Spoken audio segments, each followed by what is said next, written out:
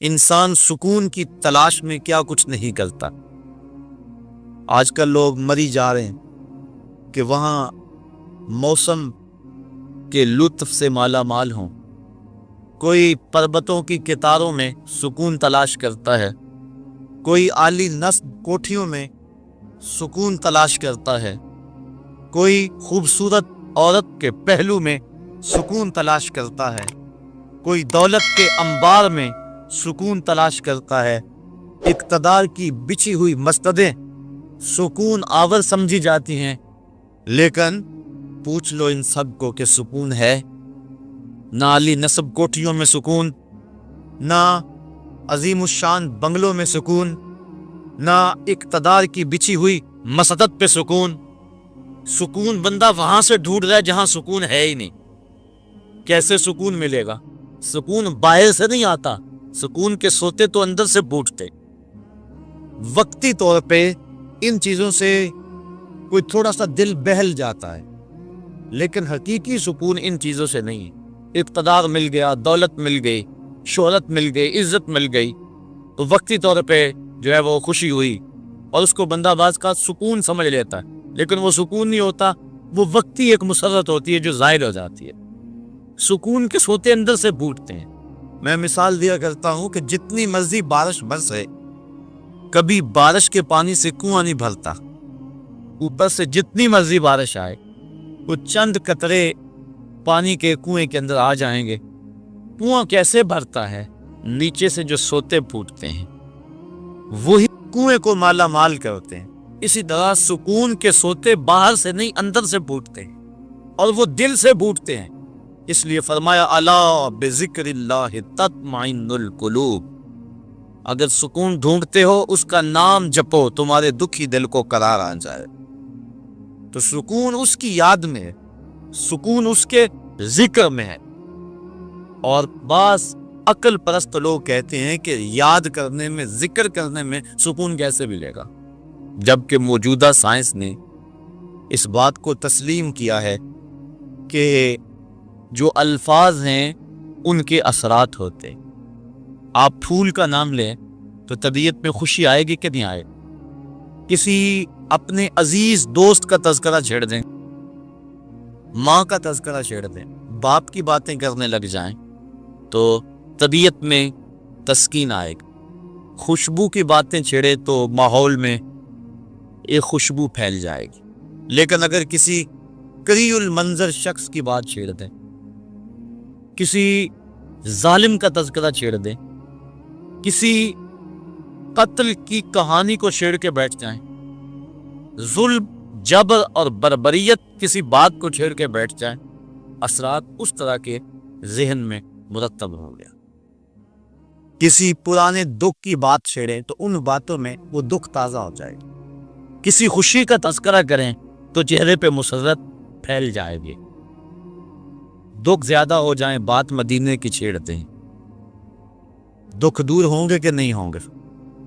حضرت شیخ شبلی علیہ رحمہ بہت بڑے بزرگ گزرے ہیں۔ آپ معارف اسم ذات بیان فرما رہے تھے کہ اللہ کا نام لینے سے دل میں سکون آتا ہے اور دل کی کیفیت بدلتی ہے، من میں اجالے اور روشنیاں پیدا ہوتی۔ بو علی سینا جو اس دور کا بہت بڑا فلسفی تھا، وہ اس مجلس میں موجود تھا۔ وہ کہنے لگا یہ آپ نے عجیب بات کہہ دی، اللہ تعالیٰ کی ذات تو مؤثر ہے لیکن نام میں کیا رکھا ہے؟ ہمارے جو فلسفی حضرات ہیں وہ ہر چیز کی 4 شکلیں بیان کرتے، ہر شے کی 4 شکلیں ہیں، ایک شکل خارجی، ایک شکل ذہنی، ایک شکل کتابی اور ایک شکل لفظی۔ مثال کے طور پہ ہم آگ لفظ بولیں، ایک آگ تو وہ ہے جو باہر روشن اور جل رہی ہے، اس میں ہاتھ لگائیں گے تو جل جائے گا ہاتھ۔ دوسری آگ وہ ہے جو زبان سے لفظ آگ ہم بول رہے ہیں۔ تیسرا، جب لفظ آگ کہیں گے تو دماغ میں اس کا تصور آئے گا۔ اور چوتھا، کاغذ کے اوپر آگ چھاپ دیں، اس کی تصویر بنا دیں تو یہ شکل کتابی ہو۔ اس میں اصل شکل جو ہے وہ اس کی شکل خارجی ہے۔ اس طرح وہ فلسفی حضرات کہتے ہیں کہ ہر شے کی 4 شکلیں ہیں. حقیقی شکل خارجی ہی ہوتی ہے. آگ کہنے سے ہونٹ نہیں جلے. کاغذ پہ آگ کی تصویر چھاپ دیں تو اس سے کاغذ جل نہیں جائے گا.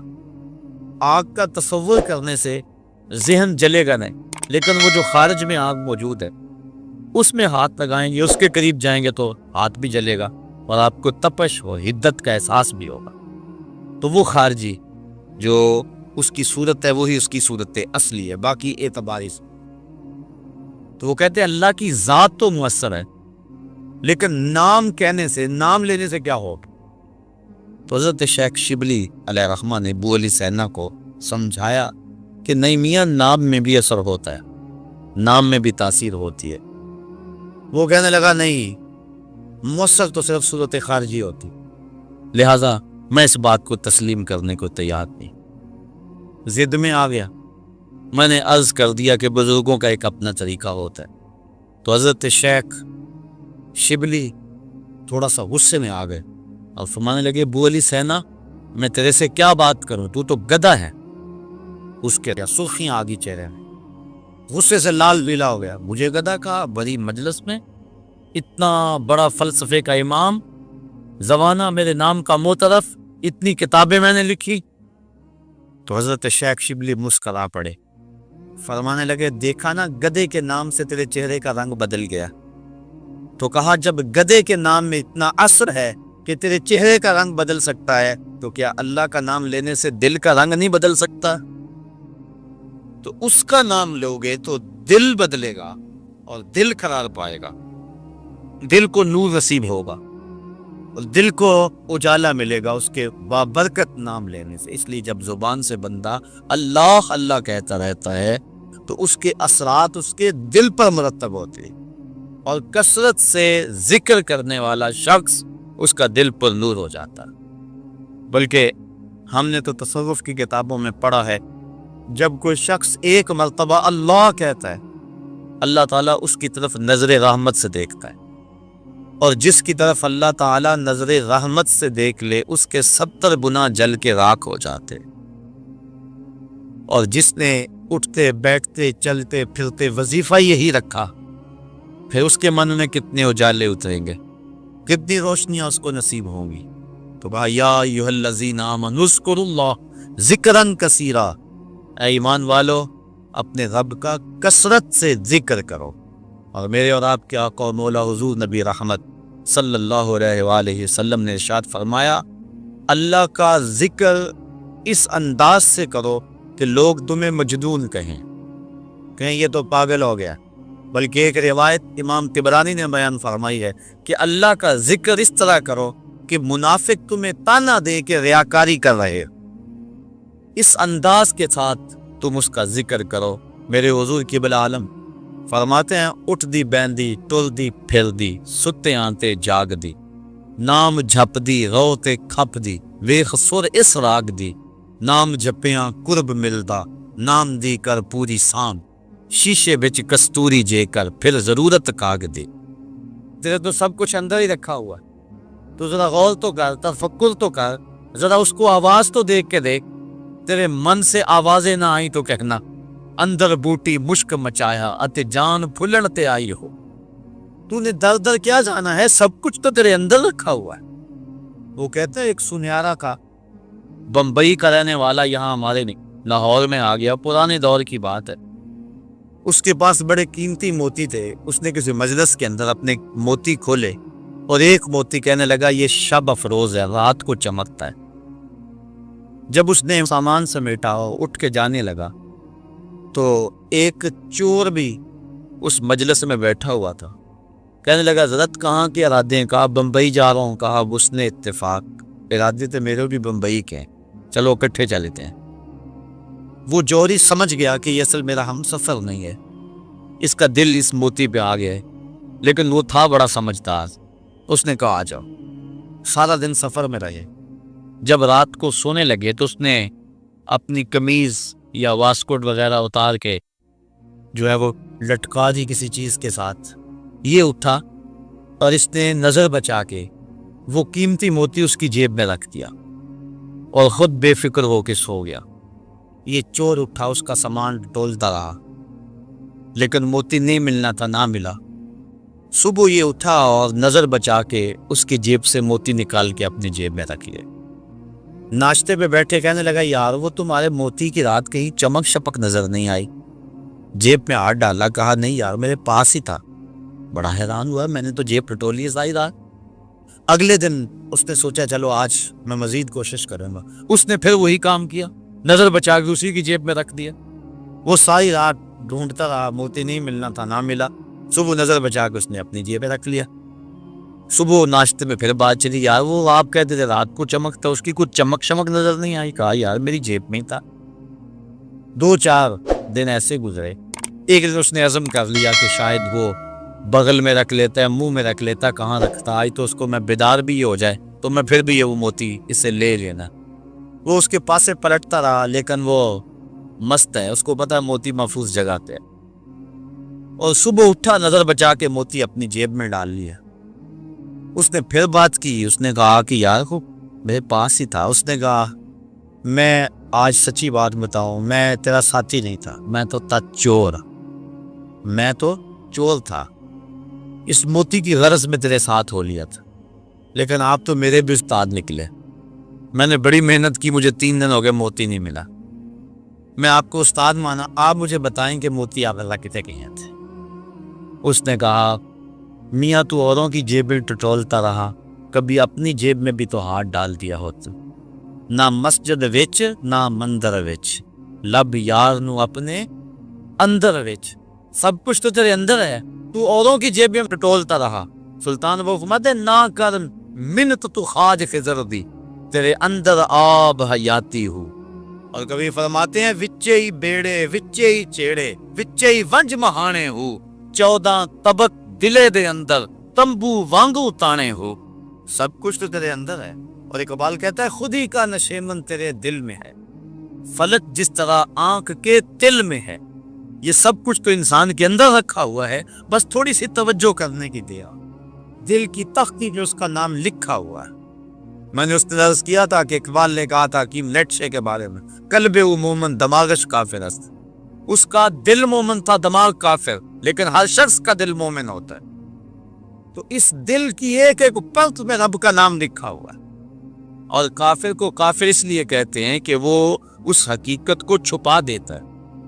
یہ جو کاشتکار زمین کو کھود کر اس کے اندر بیج رکھتا ہے نا، اس کو بھی عربی میں کافر کہتے ہیں، کاشتکار کو بیج کو چھپانے والا۔ تو کافر کو کافر اس لیے کہتے ہیں کہ وہ حق کو چھپاتا ہے۔ تو ہمارے سینے کے اندر ہمارے رب کا نام موجود ہے، اور دل تو ٹھکانہ ہی اس کا ہے، دل تو بنایا ہی اس لیے ہے کہ یہ اللہ کا عرش بنے۔ اور وہ فرماتا ہے کہ میں زمین و آسمان میں کہیں نہیں سماتا، مجھے ڈھونڈنا ہو تو مومن کے دل میں تلاش کر۔ دلوں کے اندر اس کے ڈیرے اور اس کے بسیرے ہیں، تو اس کا ذکر کر کے دل جلا پاتا ہے، دل تسکین پاتا ہے، دل میں روشنی ہوتی ہے۔ تو ہمارا مزاج یہ ہونا چاہیے کہ اٹھتے بیٹھتے چلتے پھرتے اس کے ذکر کو ہم حرز جا بنا لیں۔ جب بندہ ایک مرتبہ کہتا ہے سبحان اللہ، زمین آسمان کے درمیان جتنا فاصلہ ہے سارا نور سے بھر جاتا ہے۔ یہ برکتیں ہیں ذکر کی۔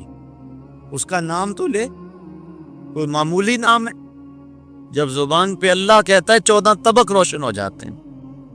یہ اتنا بڑا نام ہے، یہ اتنا بڑا وظیفہ ہے کہ اس سے بڑا کیا وظیفہ ہو سکتا ہے؟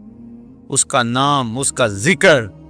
تو فرمایا اللہ کا ذکر اتنی کثرت سے کرو کہ لوگ تمہیں کہیں مجنون ہیں، اور منافق تمہیں ریاکاری کے تانے دے۔ تم اٹھتے بیٹھتے چلتے پھرتے اس کے ذکر کو حرز جاں بنائے رکھو، یہی تمہارا سرمایہ ہے، یہی تمہارا وظیفہ ہے۔ دکھے ہوئے دل کا بھی یہی علاج ہے، پریشان خاطری کا بھی یہی علاج ہے۔ اندر کی کالک اس کے ذکر سے دھلتی ہے۔ حضور فرمایا لکل شیء سقالۃ وسقالۃ القلوب ذکر اللہ۔ ہر شے کا زنگ دور کرنے کے لیے کچھ نہ کچھ بنایا گیا۔ کپڑے کو میل لگ جائے تو صابن یا سرف سے دھوتے ہیں، اس طرح لوہے کو زنگ لگ جائے تو ریگ مال سے صاف کرتے ہیں۔ ہر شے کا زنگ دور کرنے کے لیے کچھ نہ کچھ ہے. فرمایا دلوں کو زنگ لگ جائے تو اللہ کا ذکر کرو, تمہارے دل ستھرے ہو جائیں گے. وَسَقَالَةُ الْقُلُوبِ ذِكْرُ اللَّهِ, دل کی ثقالت, دل کے زنگ کو دور کرنے کا جو آلہ ہے وہ اللہ کا ذکر ہے. جب انسان ذکر کرتا ہے تو دل جلا پاتا ہے, دل روشنی پاتا ہے. گناہ سے دل میلا ہوتا ہے. روایت میں آتا ہے جب انسان گناہ کرتا ہے تو اس کے دل میں ایک سیاہ نقطہ لگ جاتا ہے. اگر وہ توبہ کے آنسوؤں سے اس کو دھو لے تو اس کا دل شفاف ہو جائے گا. اور اگر وہ توبہ نہیں کرتا اور تکرار گناہ کرتا ہے تو اس نقطے کے ساتھ ایک اور نقطہ لگ جاتا ہے. وہ غیر مرئی نقطہ ہے, ہم اپنی آنکھوں سے نہیں دیکھ سکتے, لیکن وہ دل کے اوپر پھیلتا چلا جاتا ہے. گناہ پر گناہ اس کے دل کو سیاہ کر دیتا ہے. پھر ایک ایسا موقع بھی آتا ہے کہ اسے بدی اور نیکی میں تمیز ختم ہو جاتی ہے.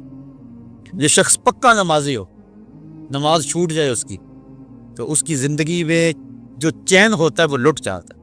جتنی دیر تک نماز پڑھ نہیں لیتا اتنی دیر تک اسے سکون نہیں آتا. جس شخص کے ضمیر پر ظلم کا داغ نہ ہو, وہ کسی کو گالی بھی دے بیٹھے تو خود پریشان ہو جاتا, کسی کو تھپڑ بھی مار بیٹھے تو خود پریشان ہو جاتا. جتنی دیر تک اس سے معذرت نہیں کرتا اسے سکون نہیں آتا. اسی طرح اللہ تعالیٰ نے یہ دل کو پاک پیدا کیا, یہ ہم نے آپ اس کو گندا کیا.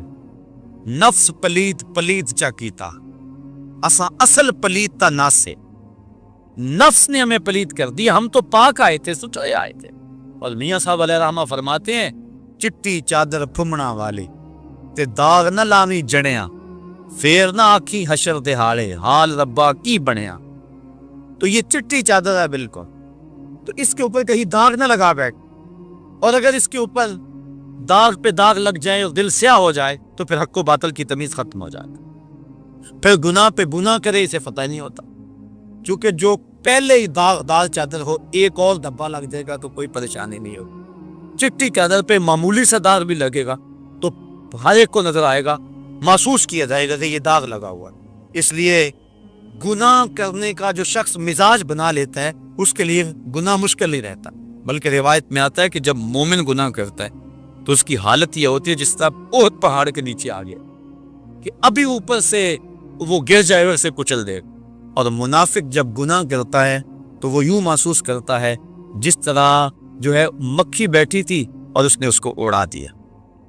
تو ہم دیکھیں کہ ہمارا دل کہیں اتنا سیادت ہی ہو گیا, اللہ کے حکموں کو توڑے میں پرواہ نہ ہو, نماز چھوڑے ہمیں پرواہ نہ ہو, آنکھ بھٹک رہی ہو ہمیں پرواہ نہ ہو, خیال بہک رہا ہو ہمیں پرواہ نہ ہو, زبان گند بول رہی ہو ہمیں پرواہ نہ ہو, ذہن غلط سوچ رہا ہو ہمیں پرواہ نہ ہو, کسی پہ ظلم جبر کا بازار گرم کیے ہوئے ہوں, کتنوں کے دل توڑ رہے ہوں, کتنوں کو ستا رہے ہوں اور پھر بھی چین کی نیند سو جائیں, پھر اس کا مطلب یہ ہے دل سیاہ ہو گیا.